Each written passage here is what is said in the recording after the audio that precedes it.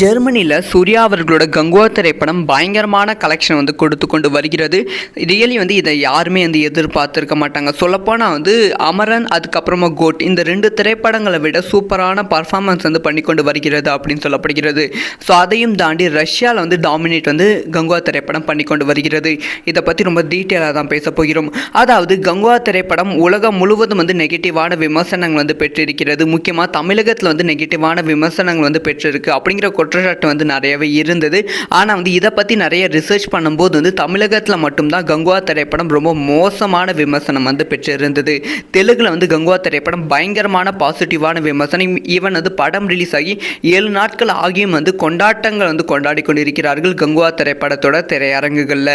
அதே மாதிரி வந்து ஹிந்திலையும் வந்து ஒரு பயங்கரமான வசூல் வந்து கொடுத்து கொண்டு வருகிறது. கேரளா, கர்நாடகா, தமிழகத்தை தவிர மீதி எல்லா இடத்துலையும் பாசிட்டிவான விமர்சனங்கள், ஹவுஸ்ஃபுல் ஷோஸ் வந்து கங்குவா திரைப்படத்துக்கு இருக்கிறது.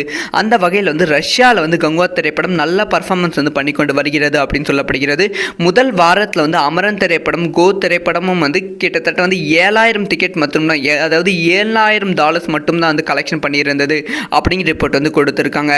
ஆனால் வந்து கங்குவா திரைப்படம் பயங்கரமான டாமினேட் வந்து பண்ணியிருக்கு. கிட்டத்தட்ட வந்து $9,902 வந்து கலெக்ஷன் பண்ணியிருக்கு. ரஷ்யா மதிப்புப்படி வந்து அவ்வளோ கலெக்ஷன் பண்ணியிருக்கு அப்படின்னு சொல்லப்படுகிறது.